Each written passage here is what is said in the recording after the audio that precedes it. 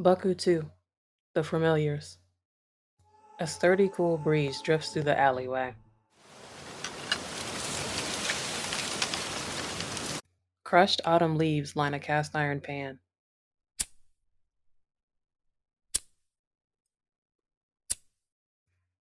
Ugh. JD winces. Ah, stupid lighter. Come on. Blowing onto his stiff fingertips for warmth, his lean frame shivers as the night grows colder. He puts his edge lighter back into his pocket. JD looks for a stone to prevent the leaves from blowing away. Hey, get away from my car, or else you'll regret it. JD jumps back away from the curb.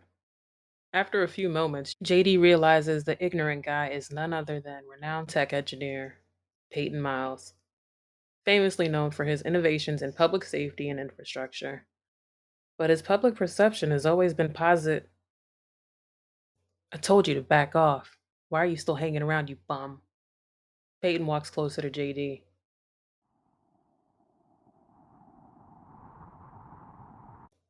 A stunned JD manages to hold his composure. Now who's in whose space? The tension builds in this impromptu stir off, but JD doesn't budge.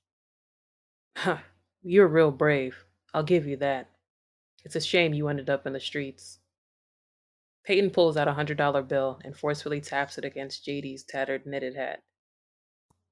JD reaches out to receive the bill, only for Peyton to drop it in the gutter as he hops in his car. You're an embarrassment.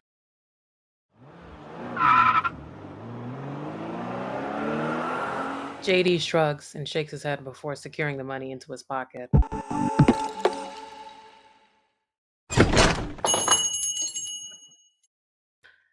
Thank you, JD says in appreciation as he exits the corner store. Lighter secured. The clerk even threw in free day-old copies of the newspaper. After making his bed for the night, JD stokes the dying flame, rubbing his frigid hands together. Straightening his coat, the $100 bill drops into the flaming pile of rubbish. Defeated, he doesn't bother to risk injury reaching in to recover the bill. Could tonight get any worse? JD settles into slumber through the ambient noise of the city.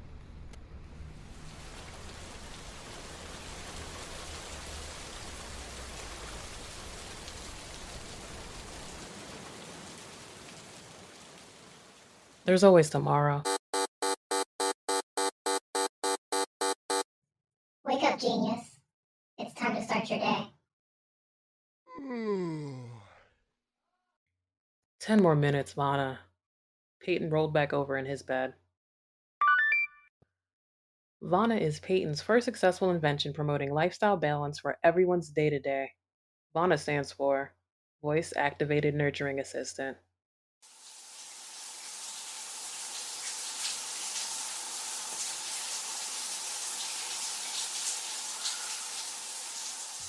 Rise and shine, good people of Cannysville. It is 5:45 this chilly morning. Current temps are 20 degrees and rising a bit with a high of 31 today. Brr, it's a frigid fall indeed. Make sure you bundle up before you head out. Peyton raises his head in relief of the hot shower, now ready to start his day. Mr. Miles, your schedule is fairly open today, with only one important lunch meeting with Mayor Murdoch at 11 a.m.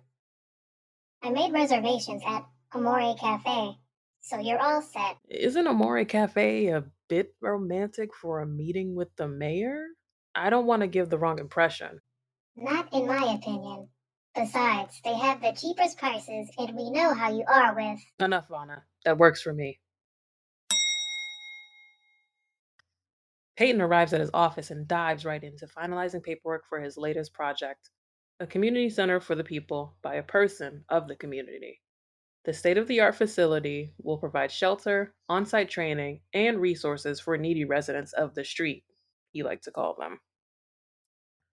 With several allegations of unfair working conditions at most of his locations, Peyton devised this life work study plan to establish a new fleet of employees who would be oh so grateful for amenities they would feel indebted to Miles Ahead Incorporated, willingly filling lower paying jobs to get back on their feet. His plan was perfect and only needed a final cosign from Mayor Murdoch. You've been stationary for a little over an hour. Please walk around the building. Uncontested, Peyton rises from his desk and makes his rounds.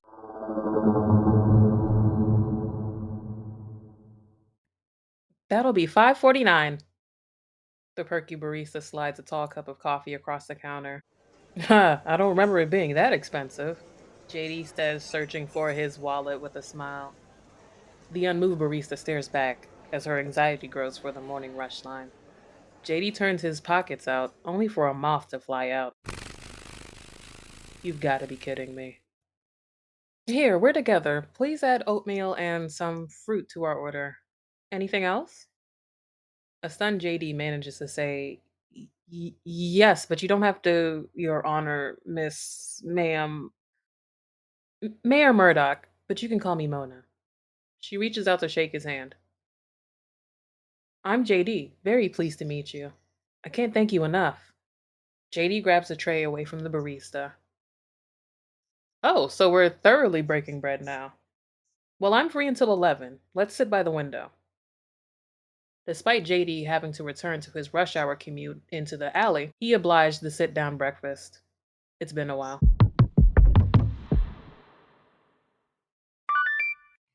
You have arrived at your location. Peyton checks out his appearance in the mirror.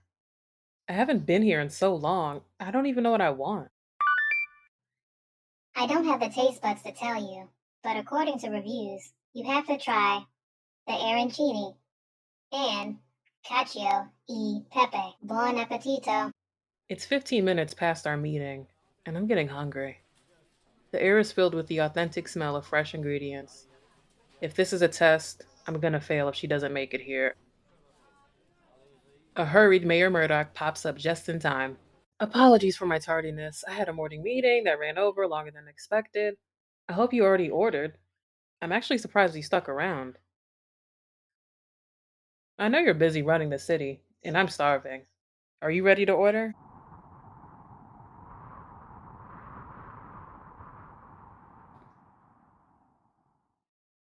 Mayor Murdoch gathers the collar of her coat together. This wind is more confirmation that the city needs this community center. I apologize I wasn't able to meet with you prior to the groundbreaking. With this Cannysville Care Grant, you'll be able to continue the amazing work. Reaching into his coat pocket, Peyton hands Mayor Murdoch two small square sheets. These will keep you warm. One of my unreleased inventions. They provide spatial ambient heat opposed to only keeping your hands warm. Again, this lunch made my day. My last mandatory request is that you grace us with your presence at the ribbon cutting ceremony. I wouldn't have it any other way. Be sure to send over the details. Ciao. Before Peyton could offer her a ride, she was well on her way down the block. Congratulations on the business deal, genius. The grant money is more than enough to complete the center. Did you notify her of your hardships? Now, why would I mention that I had no money? That's not how you close deals, but you're just a voice. What would you know? Vana doesn't reply at all as Peyton drives back to the office. Two lights before reaching his destination, Peyton abruptly changes his mind and makes the least subtle legal U turn. Peyton rushes out of his car to check for damage. All clear. A man rises from the ground in shock. The two intensely lock eyes until Peyton checks to make sure he isn't injured.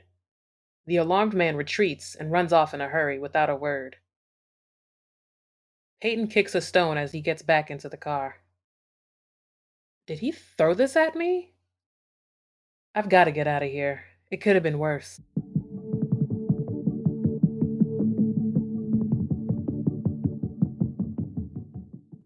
The biting winter air was unforgiving this time of year.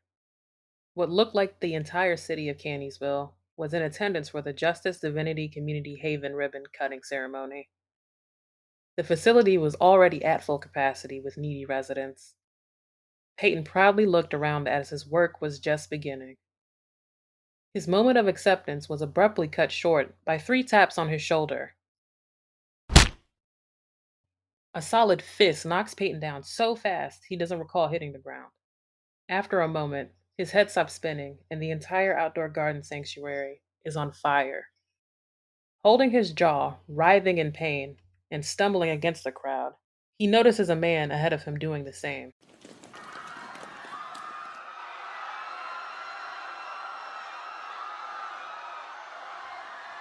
The crowd flees from the building in disorderly fashion. Mayor Murdoch texts Peyton to confirm she made it out of the building safely and not to worry about any of the damages. Hey! Struggling to catch up to the guy, Peyton throws the first thing he grabs from his pocket. Peyton refuses to follow the man any further into the area that was ablaze. He stood still, embraced in the warmth of the glowing flames. Just when things begin to work out, another challenge rears its head. After speaking with the authorities about the incident, they take Peyton home as he was still in shock.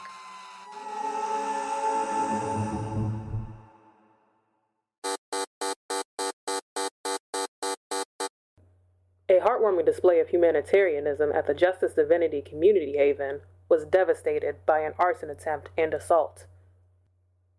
Last night's ribbon-cutting ceremony was cut short unexpectedly when tragedy struck as patrons toured the new shelter facility for underprivileged individuals. CEO of Miles Ahead, Peyton Miles was brutally attacked by an unidentified man as attendees fled the open-air greenhouse area engulfed in flames. This just in.